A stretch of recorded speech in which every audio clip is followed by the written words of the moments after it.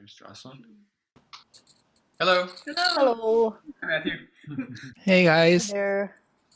good evening. Good evening. Yeah, this is going to be a very strange, this, 2-year period of so many artist interviews, so much of the ephemera of the field being encased in Zoom format conversations. It's going to be a very strange record for all of us to look back on. So it's great that we get to contribute, all of us together as well. And tell us a little bit about your relationship to this piece, Adana or Zach, or again, to Jocelyn in general. Again, your introduction to her music. I had a wonderful experience of hearing Duo Concertante premiere one of her works when I was a young artist at the Tuckamore Festival, and that's in fact where we did the world premiere of her piece. Okay, amazing. What a wonderful cycle then. Yeah. Well, I wonder then if we can lean into the piece for a moment, Spirit Gradient. So I did get to see, because you mentioned it's a piece that you've premiered, so I was lucky enough to get to see your performance of it. So there's a really, there's a certain stability to the piece, this sense of time unfolding, and then the space, Jocelyn, that you define for these sounds to mingle with one another. And so at the same time that there is that clarity, it lets you introduce these mysteries in the sound, I guess, or at least that's how it feels to me. So I'd love for you to maybe reflect a little bit on this piece. And if you can also just dig in on this one point, this notion of percussion and who gets to decide what percussion means in a piece. If it's something that you, as the composer, say, oh, I know what I want the percussionist to play, or whether it's something that you need to say, oh, Zach, what do you have? What do you want to play? What do you like to play? So maybe the piece in general, and then this defining the parameters of percussion in particular. Okay, so in general, I just thought I really wanted to write something that where you could enjoy the sound. Like there was this love of sound, including different kinds of weird colors and things that I didn't usually get to play with, and then the enticement of rhythm. I mean, I played for 11 years. I got to play in a Balinese gamelan in Vancouver, and that was a wonderful experience. And well, nobody's doing it now, but I'd maybe be part of it if there wasn't COVID. But I think that kind of got into me, having studied that music and worked with it. I suppose that's part of it. I mean, I love things that groove. I mean, I'm not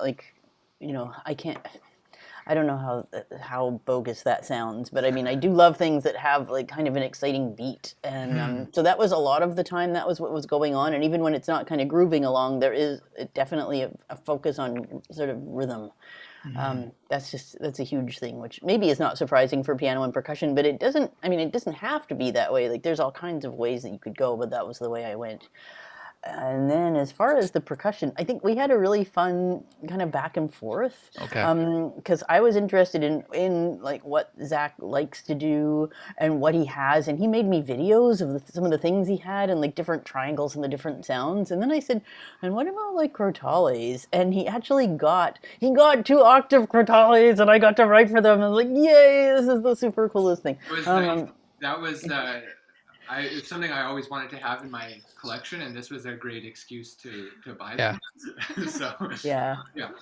So that was like extra joy I think on both sides. Wonderful. Yeah, I feel like I've heard many stories of people getting extra excited when crotales were either included in what was available or made available upon request. There's definitely a joy when you get to activate those instruments.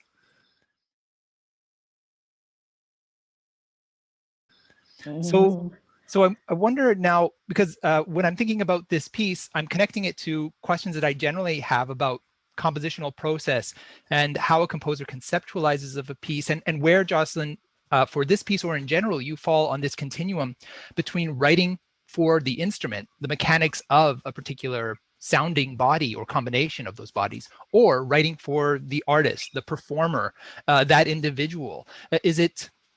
It intrigues me. I'm curious to know your thoughts, whether you prioritize something at any given time, whether it shifts over the writing process. But yeah, I'd be interested to know your thoughts on that. Okay, so for me, I think it's more important to be writing for the players than the instrument. I mean, you want to know what an instrument does, but I'm much more interested in knowing what's idiomatic for a particular person, not just the instrument, and what they like. So it was kind of cool knowing, like that they like this Andy Akiho piece that I think is just super great, and like, oh, this is something. So, or or that they're into this kind of style is important to me as well. I mean, it's quite important, actually. I mean, I'll always end up being myself somehow or other, but that's one way to sort of make sure that we're all included. I mean, not also writing stuff and saying, "Hey, try this out, and can you help me make it more idiomatic?" And like, how is this? Can you, what would you suggest? There's that kind of back and forth, but there's the one at the beginning that's kind of like, it's a little like if somebody tells you their favorite food is eggplant and you refuse to use eggplant. Well, there's something wrong there. It sort of feels like that. Zach, Adana, you are now kind of on a streak as far as building relationships with composers. You've commissioned a variety of works. You've played a lot of contemporary work. So I'd be curious to have your thoughts on this as well. This notion of contributing to the canon, or also just thinking about the life of the piece when it's with you as the duo, as ensemble. What do you think about that?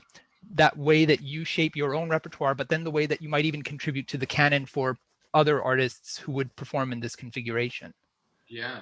Well, I think that's one of the things we find most exciting about being the duo that we are, is there's not a lot of music out there already written for the ensemble. So we're sort of, put in the position of building our own repertoire from the ground up.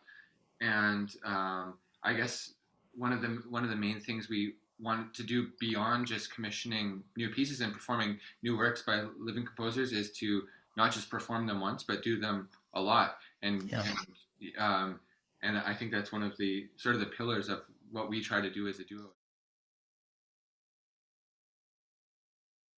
So I'm wondering what your thoughts are when you consider your compositional process and try and maybe contrast it at different periods in your career. Do you recognize a distinct voice that has evolved over time? Is it hard for you to perceive that or to do that kind of self-analysis?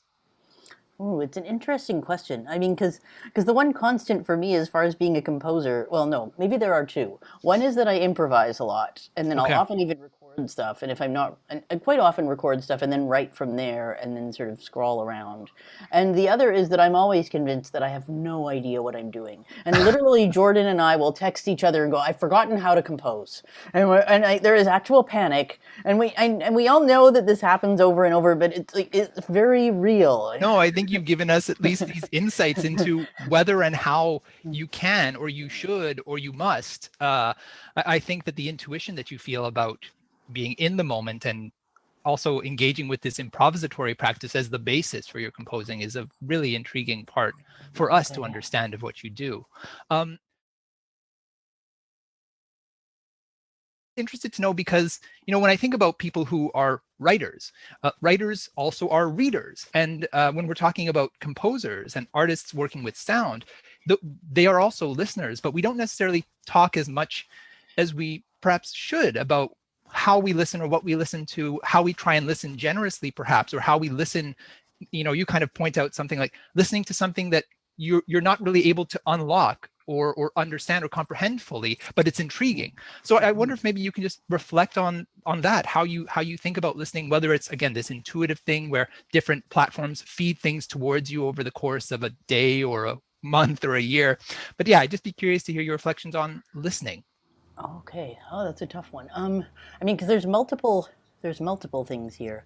I mean, one of the things I also do intermittently is teach, and I'm always interested in knowing what the students like listening to, not what they think they're supposed to listen to, not what they're listening for class, but what they actually are interested in, and that's really cool because I'll end up going, I had no idea about this particular anime film music, and like, oh, okay, so this is something you really like. I'm curious, and or all kinds of things. I can't remember how I found Marianne Amache. It wasn't one of those, and like, and why I was in your SoundCloud, I don't remember, but it's possible that I probably saw something that led me from one place to another. But I'm always really interested in all kinds of music, and probably more interested, as I say, in stuff that doesn't sound like me. But I get directed by SoundCloud or sometimes Spotify, not as much YouTube. or by people who just say, this really strange thing I heard. Have you heard this? I'm like, no, I haven't heard that. Tell me about this. And then I go look it up. Yeah. And I do try to find time for that all the time because I find it's not as interesting just composing. It's like, I mean, it's like talking to yourself. I mean, it's important, but it's not the only thing I want to do at all. So I Yeah. love going and finding other things. And Awesome. I just wish there was more time because I want to do it more. You know, it's a big, big world.